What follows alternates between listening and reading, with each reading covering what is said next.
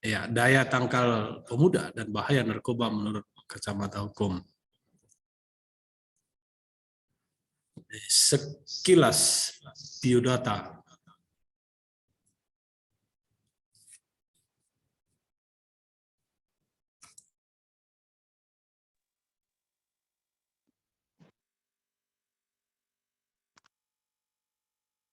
Oke, apa itu narkoba? Kita akan cepat ya, karena ini kemarin sudah kita dengarkan.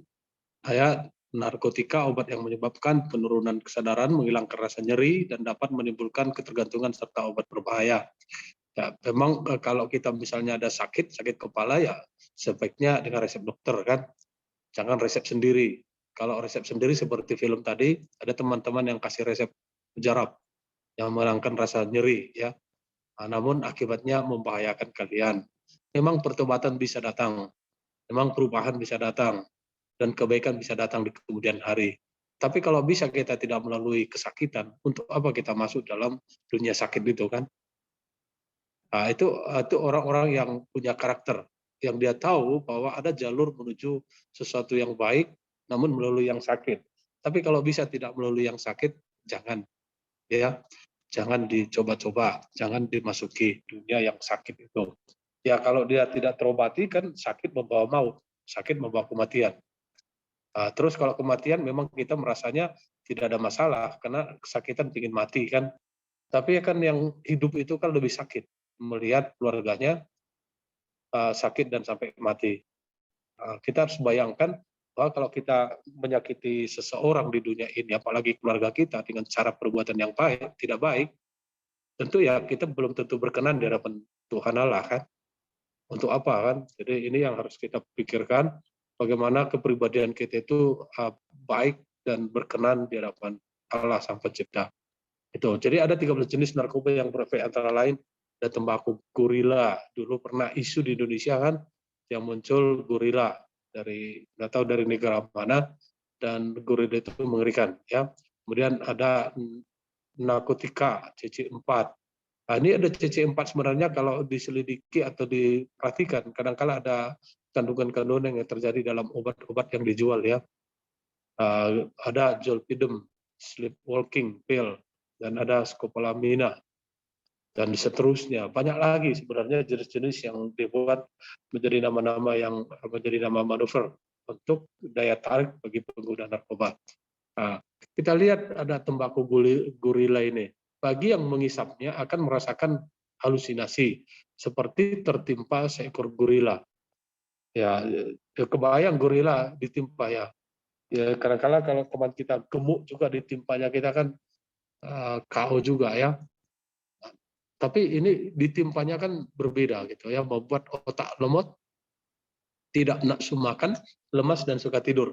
Dan lebih berbahaya lagi dia akan ketergantungan. Ini bagaimana dengan Arik ini? Bagaimana dengan Ramadan? Lagi tidur nggak? Ini kan ciri-ciri yang perlu kita perhatikan. Melek nggak matanya kan? Saya ini kan waktu itu kuliah di USU. Dari USU itu teknik Telkom. Ada teman saya matanya itu hitam loh di sini. Coba dekatin dulu di kamera apanya matanya semua. Oh, hitam di sini. Oh, ini Reinhardt. Tahu dia. Reinhardt itu orang Medan kan? Bagaimana pengaruh ganja itu? Ini hitam. Terus dia itu ya di kelas. Jadi dia matanya melek gitu di kelas kan dia melek. Tapi sebenarnya tidur dia, hang gitu. Nanti tunggu di gertak apa di sentak dia baru kaget dia gitu. Jadi gitu. Dia melek aja matanya gitu, tetapi hitam gitu, hitam keliling. Nah itu hati-hati dengan hal itu ya. Kalau ada begitu, siapa tahu bawaan dari lahir disolek lah jadi putih, nanti diangkatnya lagi kena narkoba. Oke, dan lebih berbahaya lagi dia akan ketergantungan ya. Nah, kemudian ada jamur tai sapi. Jamur tai sapi ini itu membuat penggunanya merasakan halusinasi tinggi sampai kadang tidak bisa mengontrol diri sendiri dan tidak bisa mengenali orang lain. Zat beracun yang terkandung dalam tai sapi dapat merusak secara parah pada sel-sel atau gelombang otak penggunanya. Ini kan ada hal-hal yang dipakai juga di dalam komunitas-komunitas perkumpulan, ya. Jadi bisa disebutkan tai sapi ini menjadi kue, kue, kue yang nikmat gitu ya bagi pengguna narkoba. Banyak cerita tentang tai sapi ini, tapi nanti kita lanjut ya. Kemudian bagaimana keadaannya? Ya bagi yang ini sudah tadi ya. Oke, ya. Mari kita lihat identifikasi masalah. Ya, satu, membangun daya tangkal dan daya tahan pemuda terhadap bahaya narkoba menurut kacamata hukum. Kalau kita misalnya uh, tahu tentang apa ya hukum terhadap penegakan orang yang baik juga pengedar, baik juga pemakai, sebenarnya itu salah satu membuat kita menghindarinya. Ya, tapi ketika dalam diskusi tentang penegakan hukum ini kita anggap ringan dengan hasutan-hasutan komunikasi komunitas kita atau teman-teman kita yang lingkungannya adalah narkoba, kita tidak merasa takut lagi gitu. Ya, apalagi kalau misalnya banyak hal yang kita dengarkan untuk mempengaruhi pikiran kita itu bisa kuat dalam menanggung hukuman itu. Kan ada orang misalnya kalau dia pemakai, dia kemudian apa terkena dampaknya, ya hukumannya hanya masuk dalam rehabilitas. Jadi dia bandingkan dengan kenyamanan dan hanya sebentar hukumannya di rehabilitas, tidak apa-apa saya pakai terus. Itu berbahaya.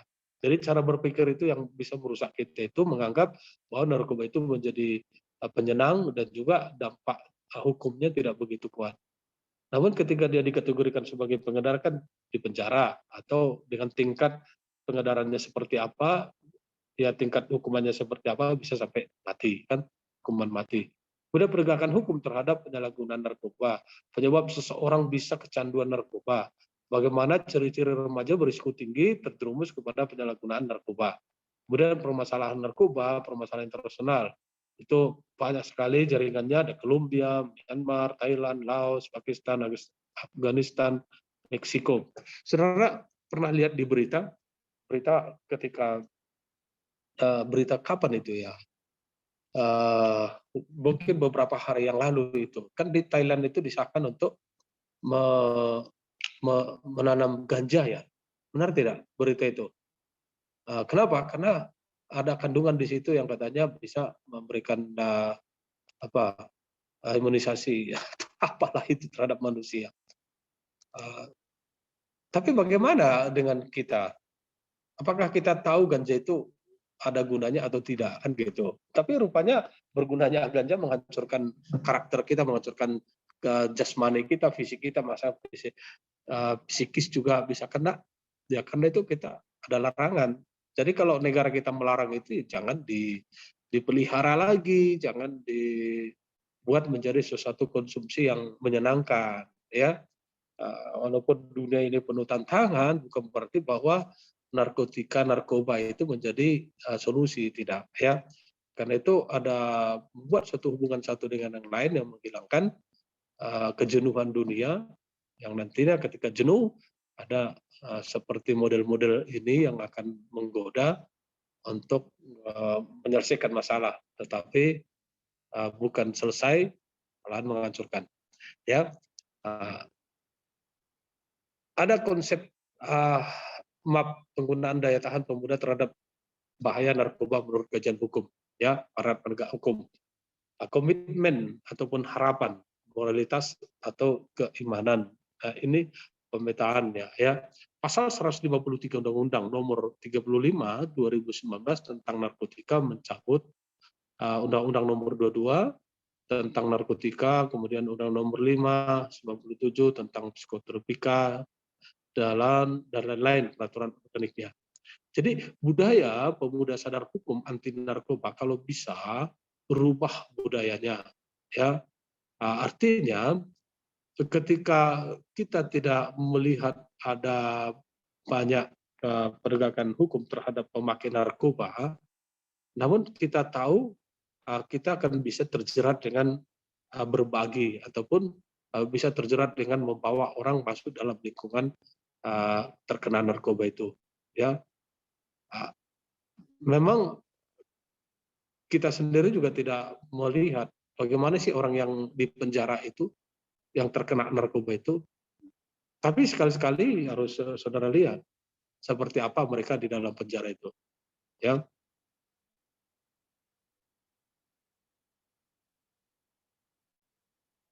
oke, kita lihat tahapan sebagai pecandu penyalahgunaan narkoba. Ya, ada spiral kekerasan narkoba di Indonesia. Seperti yang dilihat di sini, uh, akar bencana narkoba itu adalah kepentingan aparat dan masyarakat untuk menyelamatkan bangsa. Ya, arus pengguna atau mafia dan pecandu narkoba. Ini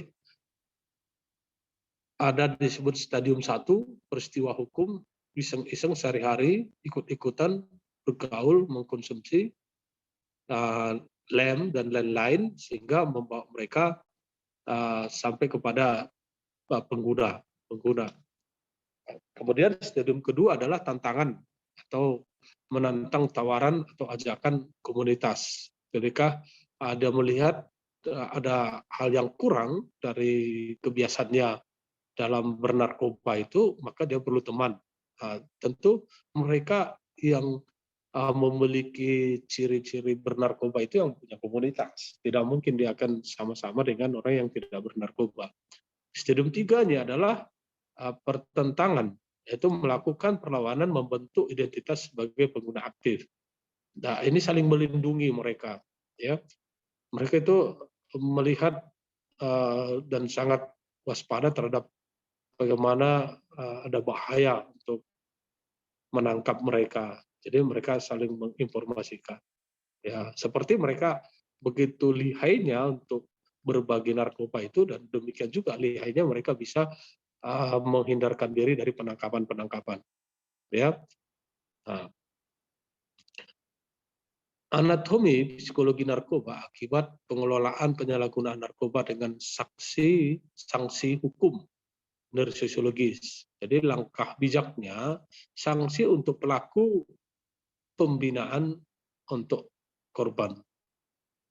Ini langkah bijaknya. Kemudian terbentuknya duta-duta penyelamat korban narkoba. Jadi begini, kalau di antara kalian misalnya dalam prodi ini ada yang terkena narkoba atau ada yang biasa bernarkoba di kampus, tidak apa-apa dilaporkan. Ya, sebenarnya tidak boleh juga disangsikan, dia itu putus sekolah. Tidak boleh, karena tidak ada peraturan yang membuat begitu, kecuali kalau peraturan kampus ada seperti itu. Kan? Kalau misalnya peraturan kampus ada hal yang membuat ketika seorang mahasiswa sudah pengguna narkoba ataupun bahkan juga dia pengedar di kampus, kalau pengedar sudah pasti ditangkap, tapi pengguna itu tidak bisa, tidak putus sekolah, tetapi dia direhabilitas. Ya, dia direhabilitas. Jadi sama sepertinya halnya di masyarakat. Ketika kita melihat seseorang pengguna narkoba di jalanan, dia bukan pengedar tapi pengguna, kita wajib sebenarnya melaporkannya ke BNN. Jadi BNN itu bukan langsung membuat dia tersangka sebagai sebagai pengedar ataupun masuk dalam tindakan hukum, tetapi dia itu direhabilitasi. Ada rehabilitasi yang disiapkan oleh kerjasama daripada BNN. Ya, jadi jangan kita mau biarkan seseorang yang sudah terkena itu berlarut dengan kehidupannya itu. Itu akan menghancurkan mereka itu. Ya, tetapi kita punya peluang untuk membuat mereka itu berubah, peluang membuat mereka itu bisa lepas daripada keterikatan narkoba itu. Ya, jadi bukan semata ketika kita melaporkan dia itu kita menghukum dia, tidak, tetapi menyelamatkan dia. Kecuali kalau dalam kehidupannya itu dia pun sebagai pengedar, ya tentu kita juga harus berwajib melaporkannya, karena dengan pengedaran yang dilakukan itu kan banyak merusak orang. Ya, kemudian pengelola korban narkoba bagi monistik. Stadium 1, stadium 2, stadium 3 tadi kan, kemudian energi perubahannya, pelaku menjadi penantang. Ya, ini hal-hal yang terjadi ketika sesama kita itu saling menyelamatkan. Ketika seseorang itu terselamatkan dari kehidupan yang korban narkoba itu, maka dialah yang muncul untuk menantang narkoba itu, pengguna narkoba itu. Ya,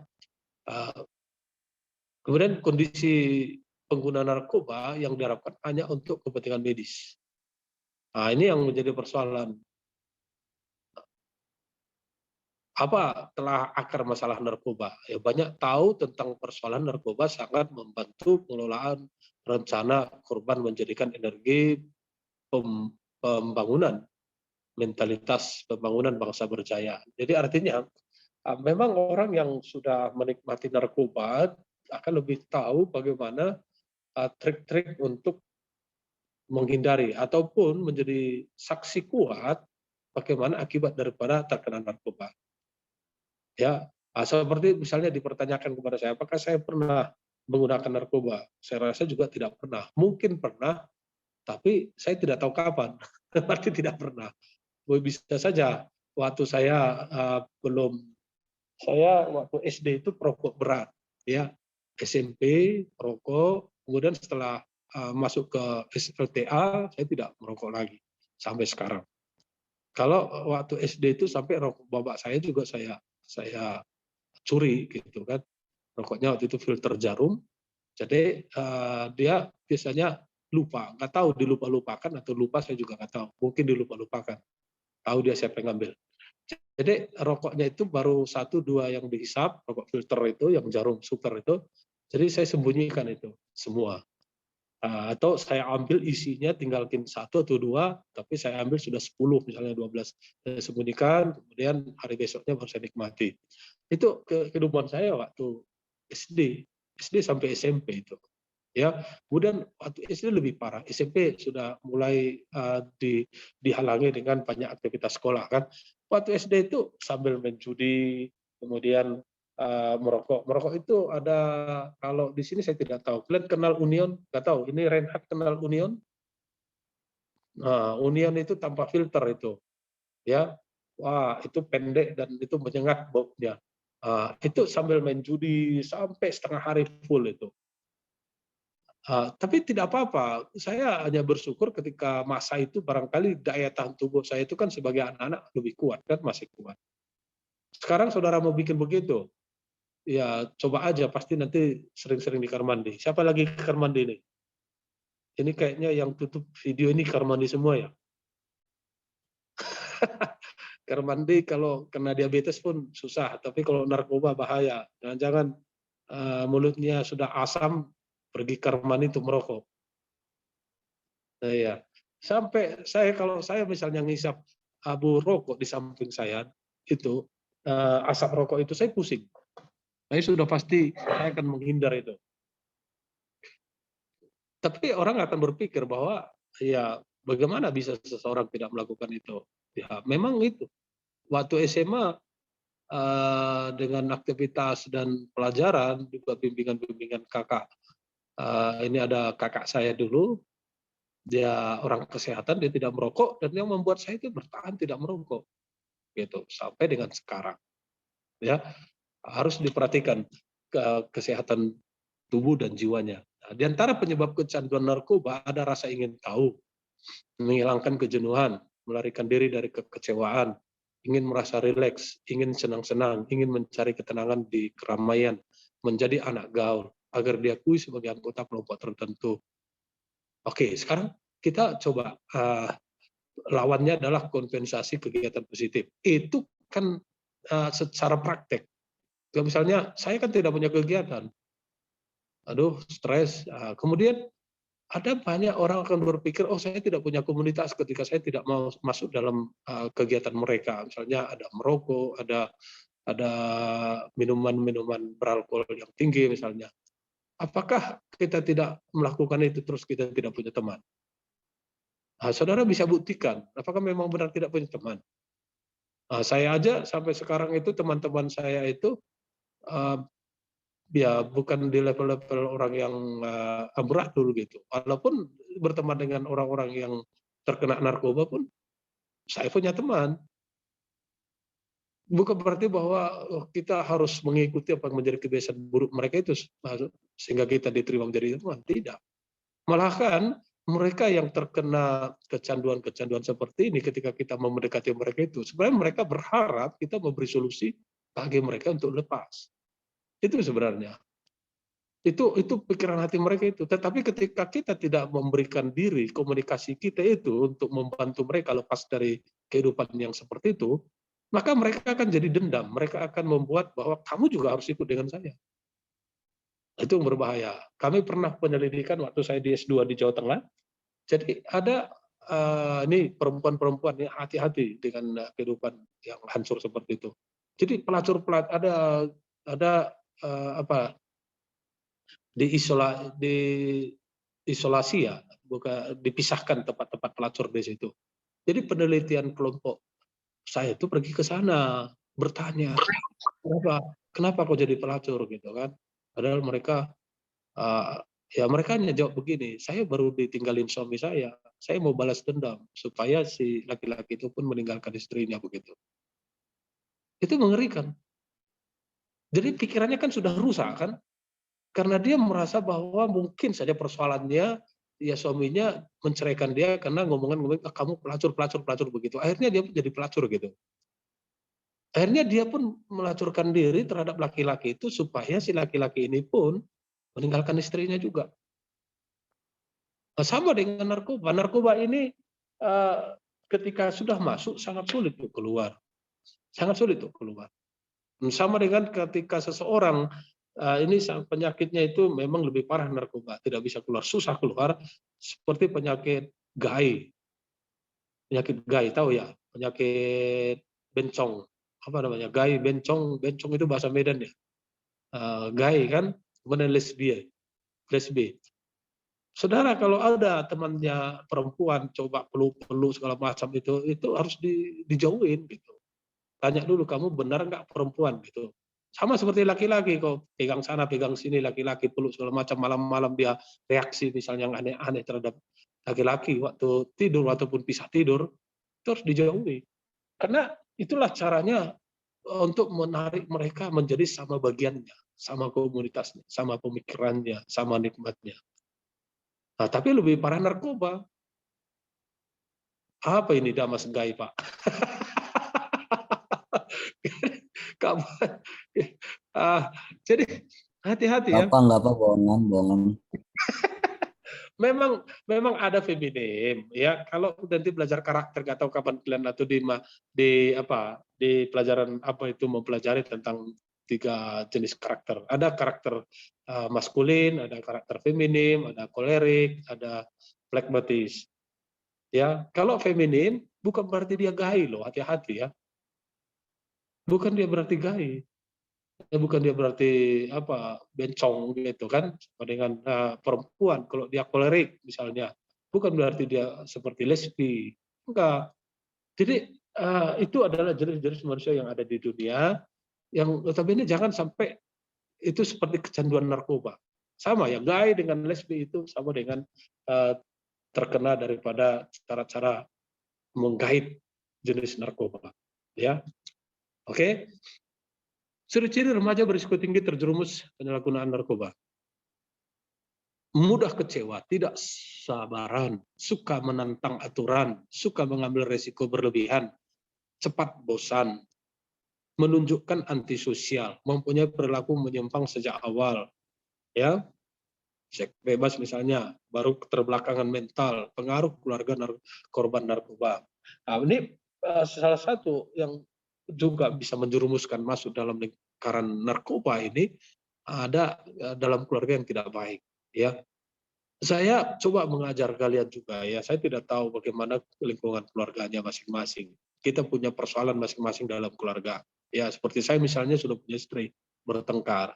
Tapi kan bisa juga anak menjadi ada persoalan ketika melihat sering bertengkar orang tuanya. Ya, seperti kasus juga tadi malam. Ya, jadi ada tempat tidur anak saya yang paling perempuan itu usia 4 tahun. Biasanya dia ada tempat tidurnya paling sudut ya. Kami masih sama-sama tidur. Anak saya laki-laki juga masih usia 6 tahun masih sama tidur ya. Dia 6 tahun mau SD dia nanti. Jadi si kakaknya ini laki-laki dia pindah ke tempat tidur adiknya ini. Ya biasanya dia di paling pinggir ya. Nah, terus tidur. Saya bangun sekitar jam 2 atau jam berapa, anak saya yang perempuan ini masih bangun gitu kan. Bangun jam jam 4 masih bangun, matanya melek gitu. Baru tadi pagi dia nangis, udah bangun mamanya dia nangis, nangis sakit telingaku gitulah alasannya kan. Kami pikir-pikir, jangan-jangan dia karena pindah tempat tidur gitu kan. Nah, akhirnya dibujuk, di apa, dipijit-pijit, kemudian digendong mamanya dan tidur tadi pagi. Nah, itu kan persoalan. Persoalan sesedikit itu sendiri bisa pengaruh dengan anak-anak begitu. Apalagi kalau orang tua banyak banyak berantem, banyak ini, jarang di rumah misalnya karena kerja. Tapi saya mau katakan kepada kalian, ini adalah pembelajaran kalian sebagai orang dewasa. Tidak perlu ambil pusing untuk merusak diri sendiri. Karena kehidupan kita setelah dewasa itu adalah kehidupan kita sendiri. Bukan kehidupan yang dipengaruhi dengan keadaan keluarga atau orang tua. Tidak boleh. Nah, itu sudah berlalu barangkali pengaruh orang tua itu kuat di masa kita masih kecil, SD ke bawah. Tapi kalau sudah di perguruan tinggi begini harus berani mengambil sikap. Kalau bisa kitalah yang menjadi pencipta damai di dalam lingkungan keluarga. Bukan, oh orang tua saya begini, jarang ke sini, kemudian ada lagi orang luar membuli kita. Orang tuamu jarang bersamamu ya, gak pernah ngajak makan-makan ya bapaknya, mamanya ya, di mana sih gitu. Tidak perlu ambil pusing seperti itu.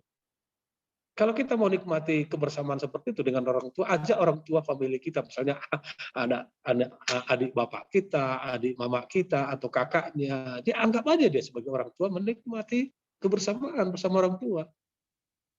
Sehingga dengan kehidupan kita yang dewasa itulah yang mengubahkan ciri-ciri berisiko terjerumusnya masuk ke narkoba. Kita mengambil sikap dengan berkarakter dan menjadi kuat. Dan itu menjadi pengubah dalam situasi lingkungan keluarga yang tidak baik. Ya, saya anggap keluarga kalian semua baik-baik gitu, tapi bisa begitu terjadi.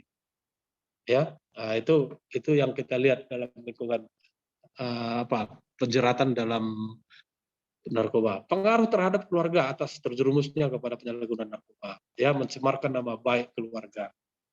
Ya sudah pasti, jangan dianggap bahwa keluarga kita itu tidak berharga. Misalnya keluarga kita itu keluarga yang terbiasa dengan kehidupan sosial yang unik lah ya. Saya katakan yang unik ini bisa saja ya keluarga ada di mana, keluarga di hotel, keluarga di segala macam, seolah-olah kata orang jelek. Tapi kita tetap menganggap bahwa keluarga itu harus baik supaya kita tidak terbawa mencemarkan keluarga kita. Ya, jangan nanti dibilang misalnya, oh anak tidak jauh dari orang tua. Buah tidak jauh dari batangnya jatuh. Nah, itu tidak boleh. Filosofi itu adalah filosofi yang memang begitu, tetapi tidak berarti bahwa kita pun sama seperti keadaan orang tua kita mungkin atau keluarga. Tapi kita harus berubah, ya. Kurang menjaga sopan santun, melawan atau durhaka terhadap orang tua, mencuri dan senang menjual barang-barang keluarga, kurang menghargai barang milik orang lain, selalu menyalahkan orang tua atau keluarga, senang bertengkar, berkelahi sesama keluarga, menjadi pribadi yang sangat tertutup, tidak punya perspektif, tidak punya cita-cita. Ya, nah ini harus dihindarkan dari kehidupan berkeluarga, ya, oleh karena narkoba. Kemudian kita lihat strukturisasi ketahanan menangkal penyalahgunaan narkoba. Ada kualitas proses pengelolaan narkoba yang ideal. Jadi ada pengayaan pendidikan hukum dan moralitas. Ya, itu ada PMP, ada agama dan lain-lain sejak dini. Kemudian berikan pemahaman kepada anak sedini mungkin tentang apa dan bagaimana narkoba. Harusnya ya sudah pasti ya waktu SD barangkali sudah pernah mempelajarinya. Adakan kurikulum TK SD sampai dengan perguruan tinggi tentang fungsi dan mudarat narkoba. Bangkitkan suasana nyaman, rekreatif, adakan penelitian dan penemuan dalam mengelola narkoba. Dan kompetensi dan etik keluarga, perkembangan anti narkoba. Ada bangkitkan semangat penegakan hukum setiap individu dan kelompok terhadap pencegahan penyalahgunaan narkoba. Bentuk komunitas menjaga nama baik keluarga.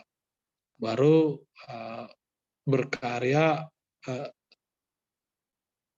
informasi anti narkoba. ya perkaya ya.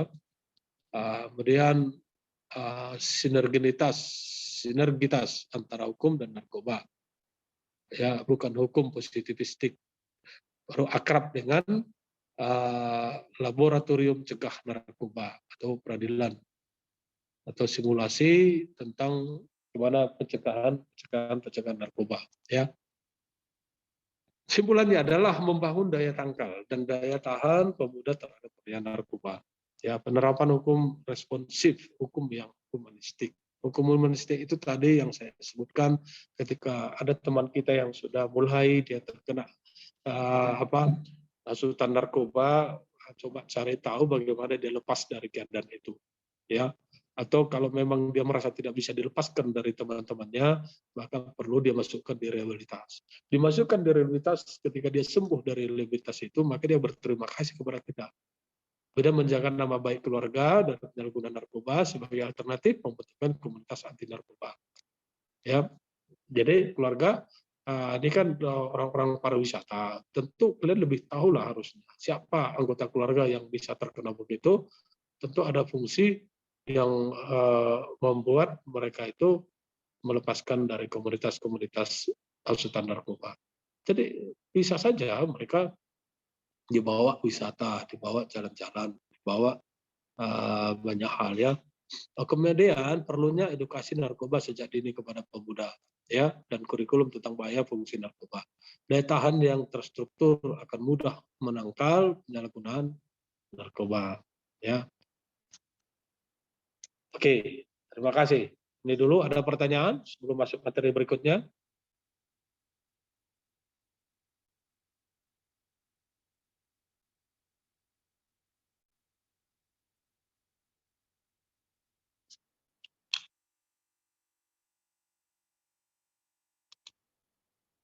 Adakah pertanyaan?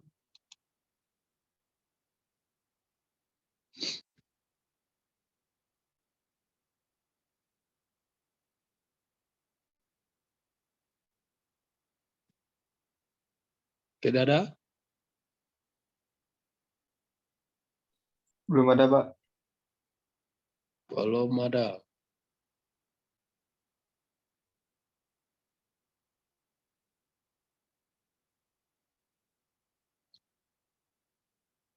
Oke, baik.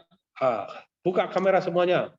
Ini fascia ini nggak pernah melek matanya. Apakah ada terkena bikin foto? Baik Pak, jaringan saya kena Pak. Ketahuan fascia. Karena saya juga berbuat begini. Pasya. Kemudian nggak pernah muncul di kamera. Pak, coba tanya di kamar mandi kali, kelamaan kamar mandi. Kalian hanya di kamar mandi tempat merokok. Cepatlah. Mana buka kamera biar kita ambil foto lagi.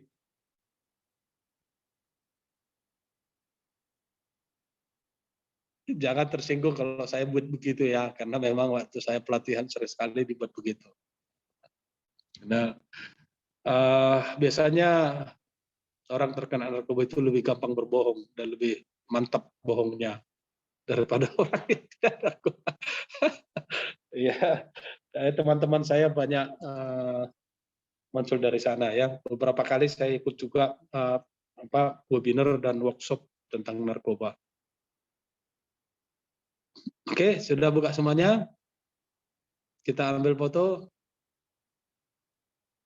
supaya beberapa materi nanti ketahuan kita sudah ambil atau ada yang belum ya. Ini 2 pertemuan untuk narkoba, apa cukup saya pikir juga ya. Yuk, sudah? Satu, ini kan coba Ramadan kemana dia? Udah device ya. Aldi, ini Aldi, kamar mandi lagi, Aldi.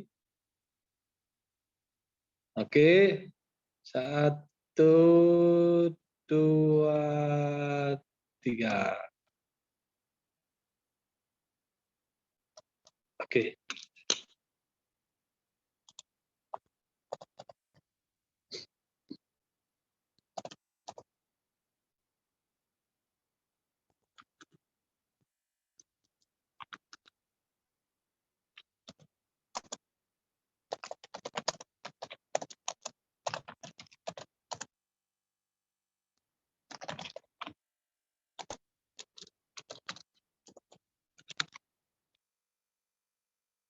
Oke, kita lihat pencegahan penyalahgunaan nafsa dalam kehidupan lokal hukum adat. Ini hukum adat Dayak, ilustrasinya ya.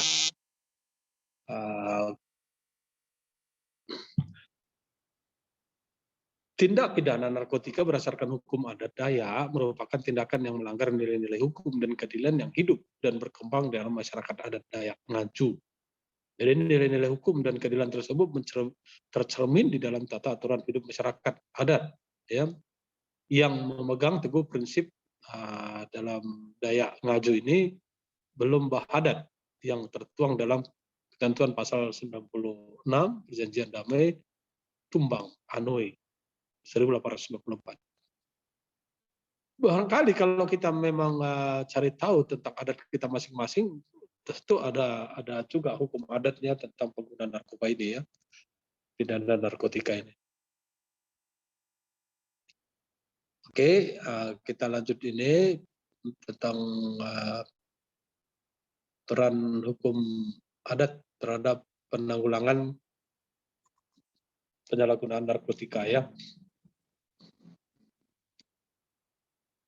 Beberapa di dalam filosofi adat kita itu tentu ada mirip dengan seperti ini, ya, filosofi Huma Betang, misalnya kejujuran, kebersamaan, kesetaraan, ya, kekeluargaan, ketaatan terhadap hukum, kemudian ada damai, ya. Artinya poin-poin atau unsur-unsur ini ada di setiap komunitas adat. Karena itu disebut orang beradat. Kalau orang beradat itu adalah orang yang memiliki karakter-karakter yang baik gitu. Nah, mari kita lihat dalam pencegahan dan penanggulangan narkoba menjadi tanggung jawab bersama. Merdeka atau mati. Ya. Generasi muda itu adalah aset bangsa. Ya. Kemudian penyalahgunaan dan peredaran gelap narkoba maka merusak generasi muda dalam kehidupan sosio-budaya dan menghambat pembangunan nasional. Ya. Jadi pembinaan harus melibatkan potensi masyarakat dan pemerintah secara sistematis dan sinergis.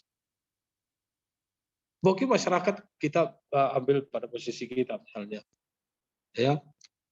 Kemudian bagaimana posisi kita sebagai mahasiswa itu juga harus masuk berperan kerjasama dengan masyarakat.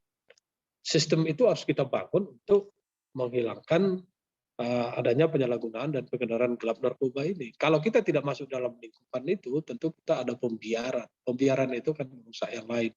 Bisa saja kita berpikir, saya kan tidak ikut dalam memakai, dalam mengedarkan, biar ajalah. Dan belum tentu juga akan baik bagi saya atau bisa mengganggu keadaan saya. Tapi sebenarnya ketika pembiaran itu terjadi, maka menampakkan baik mereka yang akan tergoda pemakai, juga bisa tergoda menjadi pengedar. Jadi cara pembiaran yang kita perbuat itulah yang akan merusak banyak generasi kita, generasi Indonesia muda ini. Ya.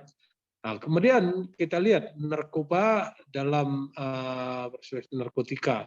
Ya, kembali dijelaskan tentang golongan 1, golongan 2, golongan 3. Golongan 1 mempunyai potensi ketergantungan sangat tinggi, disebut ya tanaman papaver somniferaum, opium, ya, opium mentah, opium masak, tanaman koka, dan tumbuhan ganja. Itu golongan 1. Golongan 2 mempunyai daya ketergantungan menengah, digunakan untuk pengobatan alternatif terakhir untuk terapi, yaitu morfin, ya, fentanyl, hexgonina, dan betadin. Bukan betadin, ya, betadin. Kemudian golongan 3 adalah mempunyai daya ketergantungan rendah untuk pengobatan kodam dan etil morfin. Ini golongan 3 ini pernah waktu itu saya di hotel, terus ada penjual obat di hotel itu, ada jenis narkoba itu gitu. Nah, saya tanya ini untuk apa? Ya biasanya dipakai untuk yang di diskoti, dia dia bisa berserasi ataupun adaptasi dengan situasi diskotik itu dia menggunakan obat ini. Oh, saya bilang.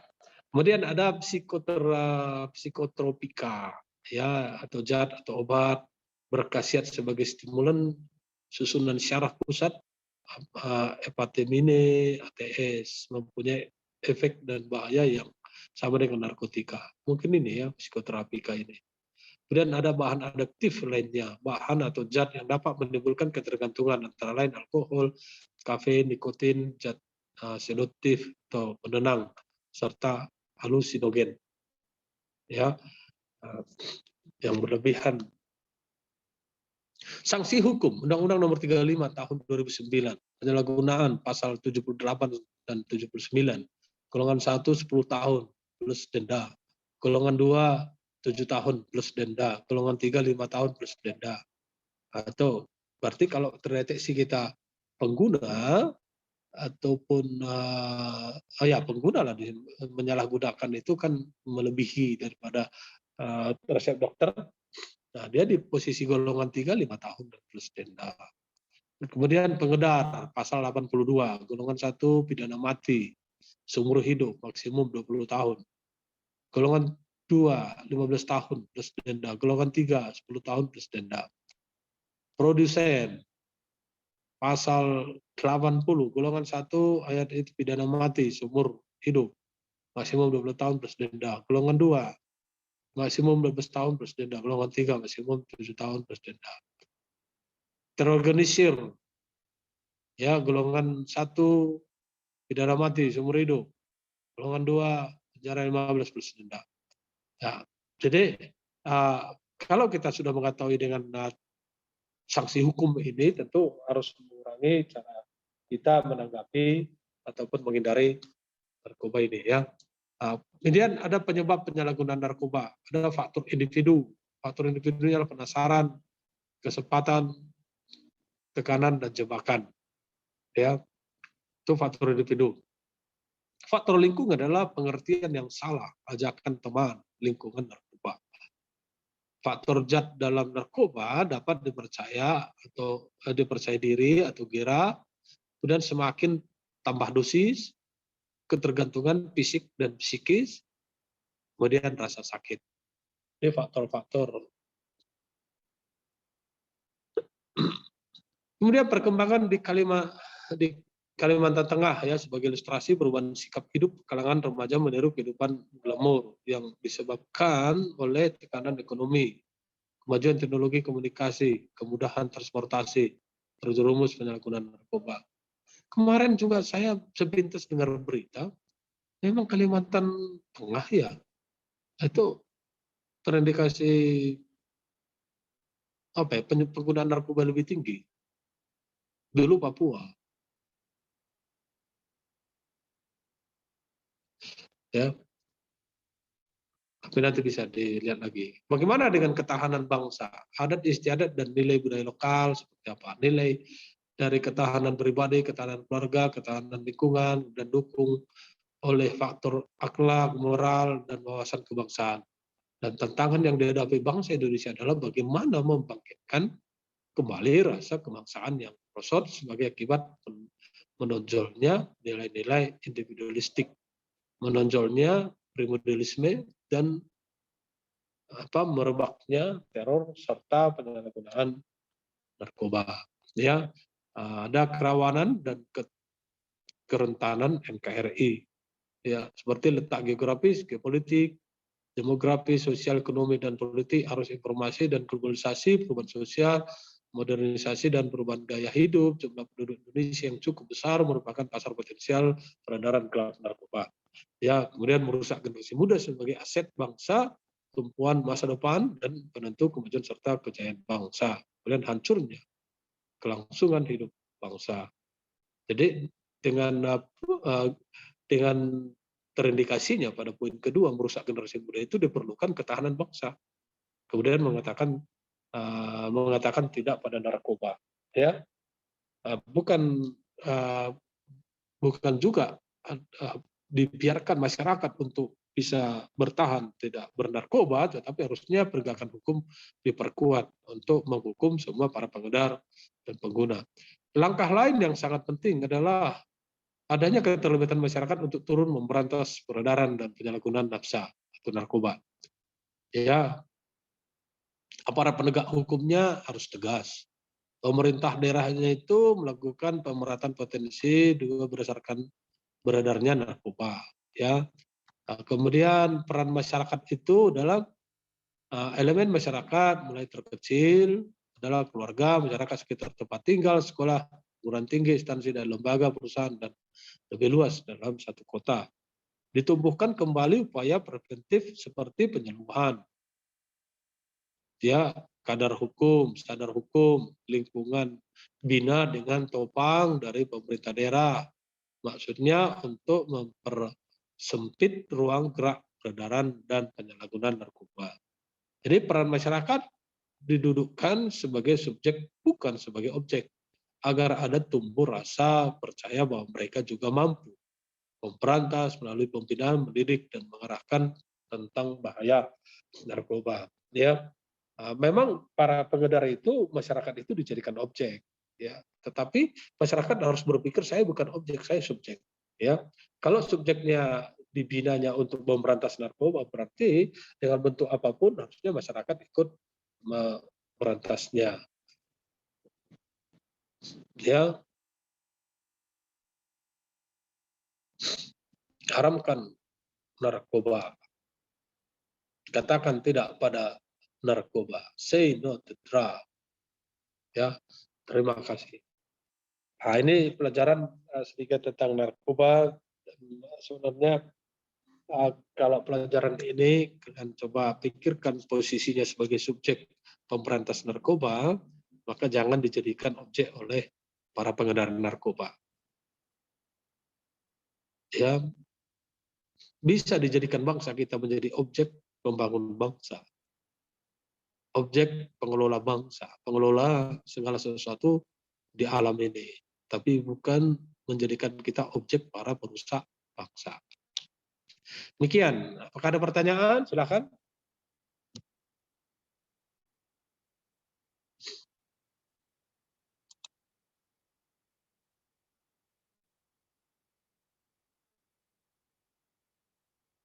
Tidak ada? Berarti siap minggu depan 2 minggu lagi ujian ya. Tugas-tugas selesaikan cepat. Ketika sudah koreksi input nilai tidak ada, maka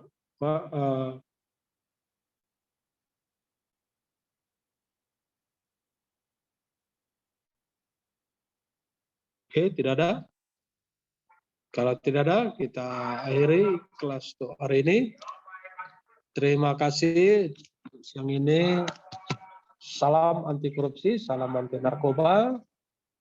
Salam sehat semuanya. Sampai ketemu 2 minggu lagi. Kita ketemu lagi, Pak. Kan ujian. Abis ini bukannya jam berapa ya?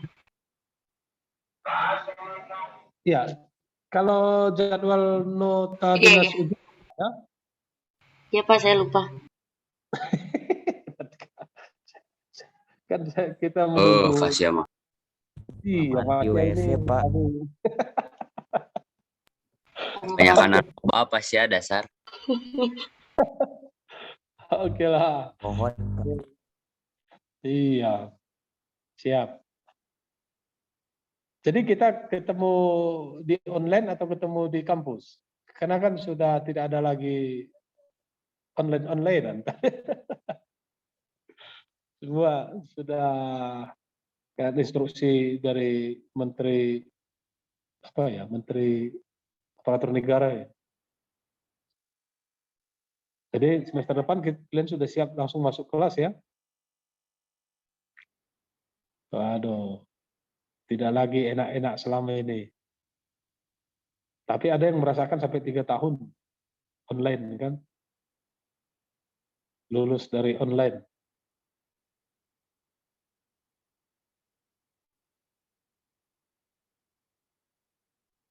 Oke. Nah, sekarang Kita bikin begini dulu ya. Kalian bisa rubah apa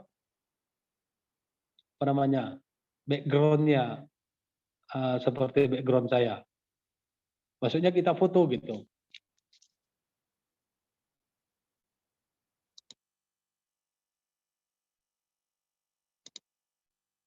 Apakah bisa?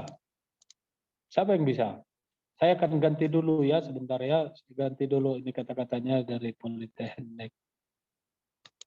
Tapi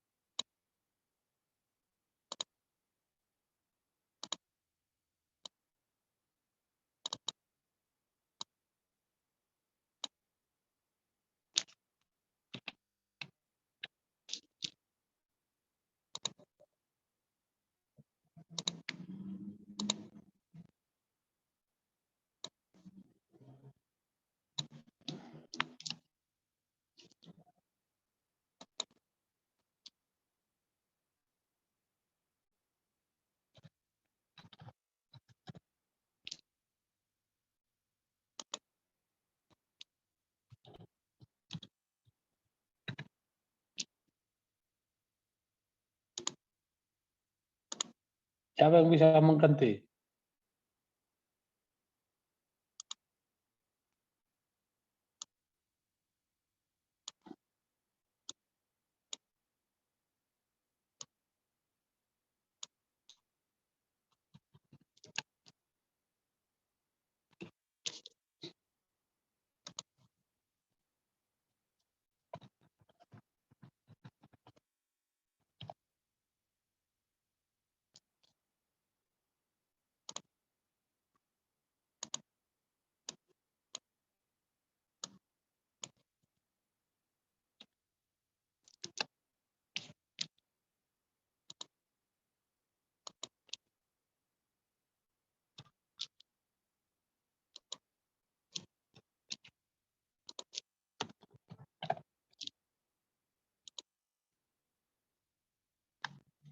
Oke, sebentar. Sabar.